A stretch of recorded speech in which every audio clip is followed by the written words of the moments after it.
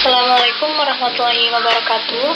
Yang terhormat kepada Ibu Richa Mardianingrum MSI selaku dosen pengampu mata kuliah Kimia Dasar dan teman-teman semua yang kami banggakan. Pertama-tama, marilah kita panjatkan puji syukur kepada Allah Subhanahu wa taala karena telah memberikan rahmat, kesehatan dan keselamatan kepada kita semua. Salawat serta salam semoga terlimpah curahkan kepada Nabi Muhammad SAW.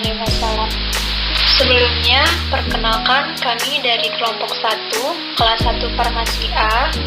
Nama saya Tiara Sani Putri Setiawan dengan NIM 2104010021. Di sini saya sebagai moderator dan pemateri pertama. Dan ada rekan-rekan saya, Yusri Nuril Kolbi dengan NIM 2104010012 sebagai pemateri kedua, dan Dalia Zahrotul Kolbi dengan NIM 2104010003 sebagai pemateri ketiga. Untuk mempersingkat waktu, langsung saja ke materi pertama yang akan disampaikan oleh saya sendiri. Materi yang akan kami sampaikan yaitu tentang karakteristik, sifat kimia, sifat fisikanya, kegunaan dalam bidang farmasi, dan tabel kalsium yang ada di tabel periodik. Yang pertama, pengertian. Kalsium salah satu logam alkali tanah dan merupakan elemen kelima terbanyak di bumi. Kalsium juga merupakan ion kelima terbanyak di air laut dilihat dari segi molaritas dan masanya, setelah natrium, klorida, magnesium, dan sulfat. Ini adalah gambar kalsiumnya. 1. Nama simbol kalsium Ea. Pemberian putih keperakan. Nomor atomnya 20. Golongan bloknya golongan 2. Blok with S. Periodenya periode 4. Kategori unsurnya logam alkali tanah. Bobot atomnya 40,078 dan grup 4. Struktur elektron 4s2. Konfigurasinya 2882. Manfaat kalsium di bidang farmasi yaitu kalsium juga diperlukan untuk mendukung kerja sistem saraf, pembekuan darah, dan kontraksi otot. Berperan dalam pencegahan osteoporosis karena senyawa ini berkontribusi 40% terhadap seluruh jumlah senyawa yang mengandung kalsium di dalamnya. Kalsium karbonat terdapat dalam obat antasida.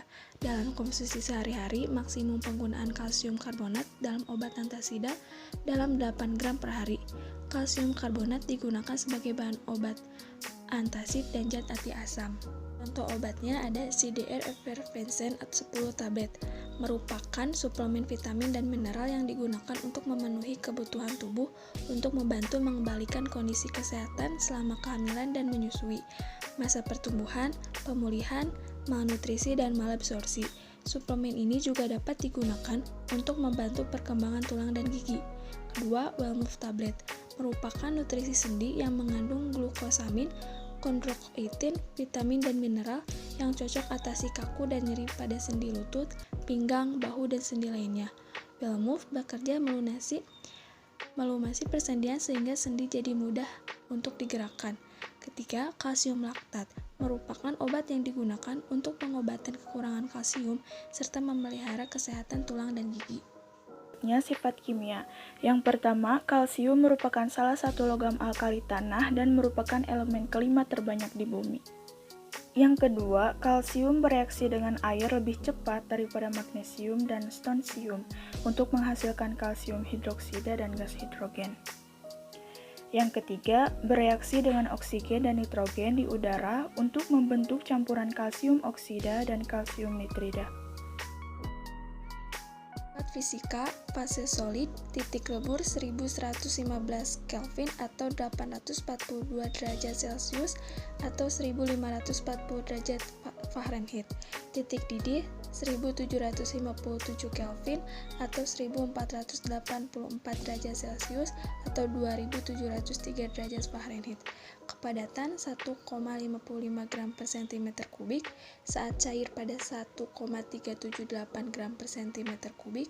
kalor peleburan 8,54 kJ per mol, kalor penguapan 154,7 kJ per mol, kapasitas kalor molar 25,929 Joule per mol Kelvin. Selanjutnya, letak kalsium pada tabel periodik. Kalsium berada pada golongan kedua, periode keempat. Dengan nomor atom 20, massa atom 40,08, dan tingkat oksidasi 2. Memiliki simbol Ca, titik DD 1440 derajat Celcius, titik leleh 838 derajat Celcius, massa jenis 1,55 gram per mili, dengan struktur elektron Ar 4s², dan nama atom kalsium. Kadar kalsium pada tubuh. Kadar kalsium dalam tubuh diatur secara ketat oleh kelenjar paratiroid dan tiroid.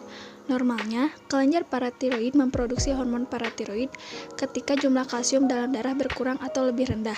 Jika kadar kalsium naik dan kembali normal, produksi hormon paratiroid akan berhenti. Sebaliknya, ketika kadar kalsium dalam darah terlalu tinggi, kinerja kelenjar paratiroid akan dihambat sementara oleh hormon kalsitonin yang diproduksi oleh kelenjar tiroid.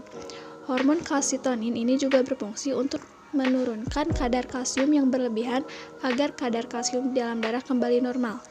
Kadar normal kalsium darah adalah sebesar 8,8 sampai 10,4 mg, sehingga Anda bisa dikatakan mempunyai kadar kalsium dalam darah rendah jika kadar kalsium dalam darah kurang dari 8,8 mg.